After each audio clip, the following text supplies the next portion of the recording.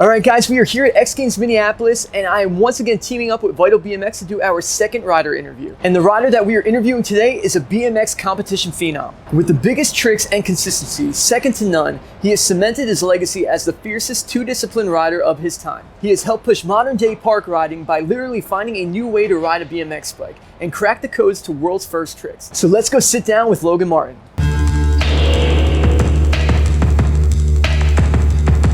So Logan Martin, awesome to have you here for our second interview, and we're going to get straight into this. Growing up in Brisbane, Australia, what was your first BMX memory? My first BMX memory, I think, I got a 16-inch. I started going down to the skate park and stuff like that. And on the first day, I was going up the quarter, fakie, and I learned half cabs. So that was literally, that's what comes to my mind when you ask me, what's my first memory? It's a half cab on a pity. That's really impressive. First day out there. And how old were you at that time? I must have been about 12. So you've had a relatively short time in BMX, especially the time you spent riding before you turned pro. How did BMX come so naturally to you? I don't know. I just enjoyed the progression of it. When I first started, I just wanted to learn tricks, and I was pretty much riding every day. I guess I've always been good at things if I work at it. So when I was younger, I was playing football, and over time I became pretty decent at that as well. And yeah, I think my mum always said, if I put my mind to stuff, I can do it. I can achieve it. And I really took that in, and yeah, I guess I just worked hard at being a good BMX rider, and it just come naturally over the years. Because how old were you when you turned pro? I think I must have been 19. Yeah, or 2013, yeah. So 6 or 7 years before. That's pretty impressive. Yeah. So Logan, you've earned the nickname The Machine because every time you're able to get on your BMX bike, you do your biggest tricks.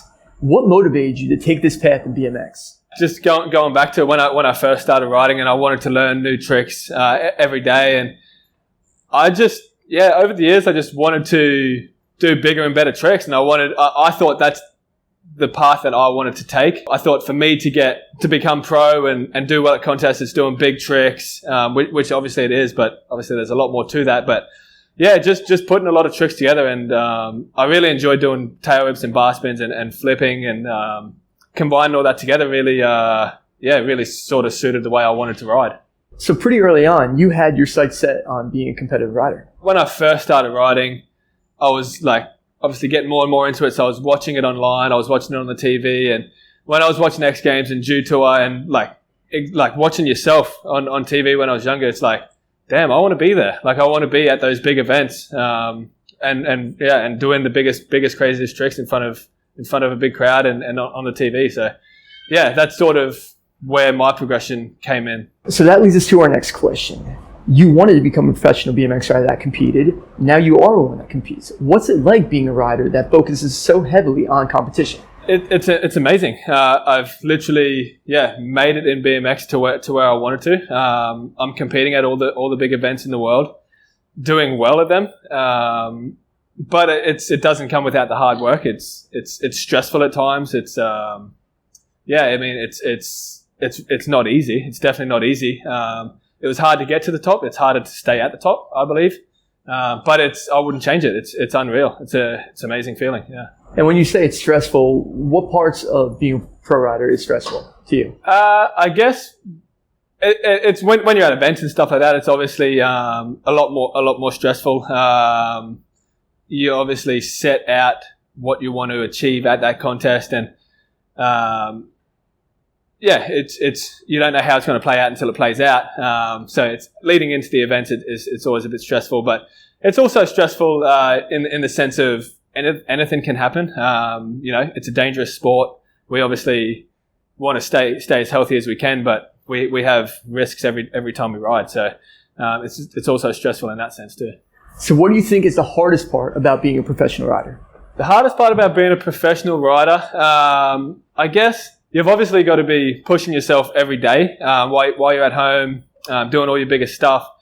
But it also, some days you don't have many people to ride with because they're all at their own jobs and stuff like that. So some days it's a little unmotivating, but you've still got to go there, do the work, which makes it a little bit difficult if it's hard to find motivation within yourself, which I don't really struggle with that. I go there, I get the job done, most days. So that makes it a bit difficult. It's and that varies on each person. Yeah, it's finding motivation within yourself when you don't have too many people to ride with. I can totally relate to that one. Me having my own skate park over the years gave me a place to go to and ride with everybody. But you having your own spot in your backyard now, does that seem to help? Yeah, definitely. So I did just build a skate park in my backyard, and it's definitely helped the motivation a lot in the sense of I have a good place to ride. Over the last few years, we haven't had many good spots to, I guess, train at. So now having that facility has given me a lot more motivation. I can go and do my bigger tricks in a safer environment, and it's in the comfort of my own home, in a sense. And yeah, on those days where I have no one to ride with, Kim's at home, so she can, watch me if something was to go bad or whatever. I don't really like to ride at a skate park when no one's watching or there's no one to ride with, because it gets dangerous. So yeah, it's definitely helped my motivation a lot, and it's really good to have someone be able to watch all the time as well. So everybody knows by now that BMX is a part of the 2020 Olympics in Tokyo. BMX Park is the first event that makes it in there. So you being a rider representing Australia, what does BMX being in the Olympics mean to you? Yeah, so I think 2017 we found out that BMX was going to the Olympics, and obviously I had my sights set on it. It's another contest. It's the biggest stage of them all. So I'm definitely all for it. Obviously, when I first started riding BMX, it was never a goal to get to the Olympics because we weren't in the Olympics. So now it's an added goal, I guess. So I'm definitely excited, and we're currently in the qualifying period for the Olympics. So it's super exciting, and it's a full-on journey in itself. It's really, really tight to qualify into the Olympics. So right now I'm playing a bit of catch-up, but because I missed a few events due to an injury. But it's definitely exciting, and I'm super excited for the more qualifying events coming up, and hopefully I can make it to Tokyo. So if you make it to Tokyo, that is going to be the pinnacle of the biggest event ever for BMX. Like, do you feel like X Games, things like this, these kind of moments prepared you to get to a situation where you have to perform like that? Yeah, I believe obviously the more contests you ride, the more you're riding under pressure, the more you get used to riding in those circumstances, battling different elements every contest. Because you really are learning something new every time you ride a contest. So it definitely helps riding these events before the Olympics. And once you get to the Olympics, I guess you can tame your nerves a little bit and be ready for the event. A lot of people in BMX try to compete, but a lot of guys that are really good, they have trouble competing because they can't handle the pressure. Were you always naturally able to handle the pressure, or was this something you had to work for? I guess I've always been able to contain myself. It's a big mental game as well. It's not just be good on a bike and you can do well at a contest. There's a lot of mental to it, probably more than the physical aspect of it. Just being within your own mind, being able to contain the nerves and throw down under that pressure is really something that's difficult to do. And I guess for myself, it just happened naturally. I think I guess I go into the mindset of I've put in the work. I should be able to do it on the day. So let's go and do what I do every other day. And it does come down to that. I feel confident and comfortable on the day because I've done the work previously. Logan, I couldn't believe it when I first saw you do this. In my 20-year BMX career up to this point, I never saw any other rider do this before. You actually remove your foot from the pedal and place it on your crank arm for certain tricks. When and why did this happen? I guess it come about from learning bar spins. I guess naturally my foot went to the crank arm to clamp the frame, stop the bike from tipping over.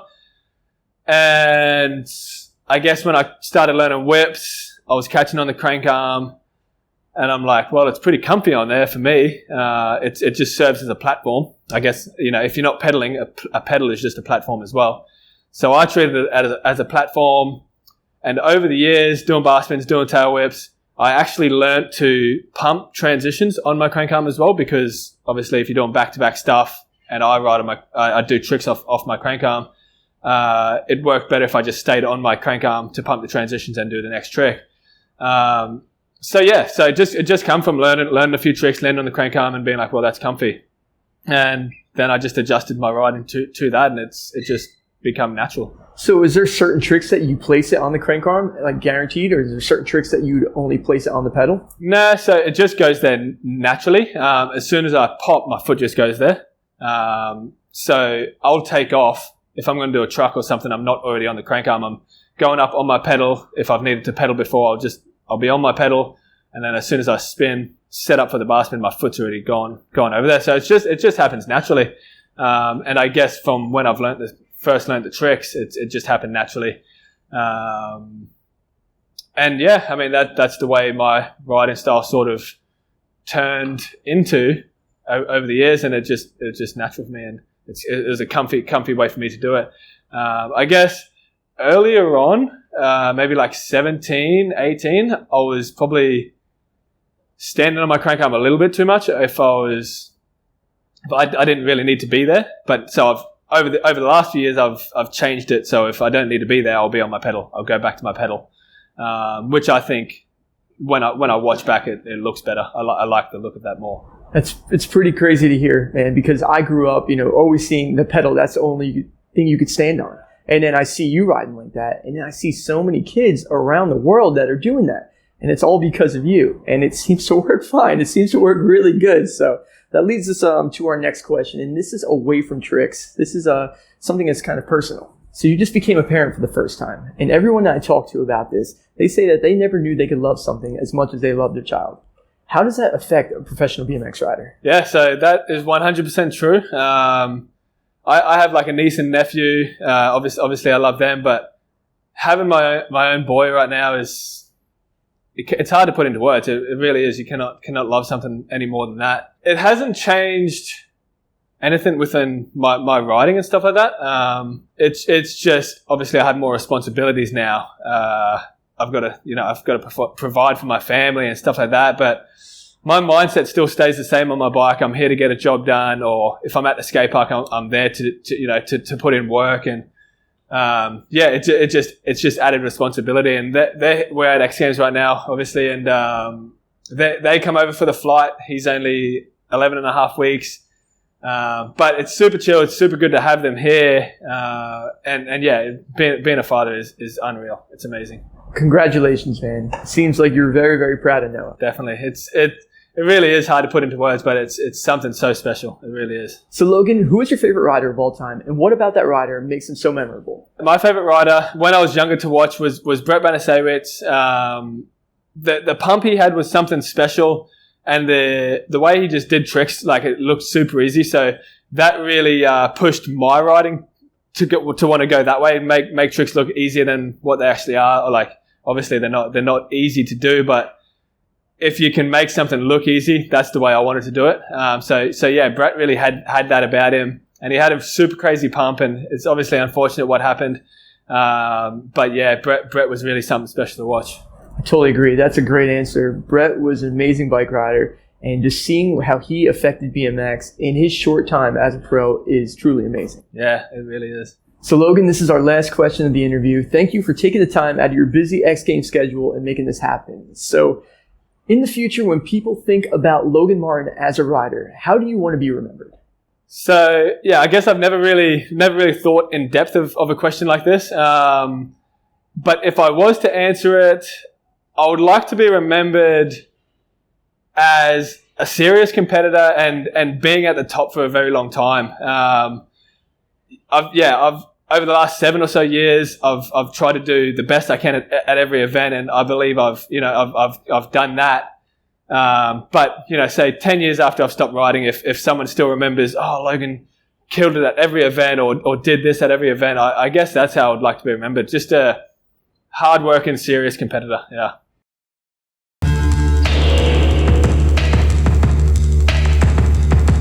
I hope you guys enjoyed the interview with Logan Martin. If you guys want to get more information and watch some of the crazy tricks that Logan Martin does, you can go to his Instagram at Logan Martin BMX right now. We have a lot more of these interviews coming, so stay tuned.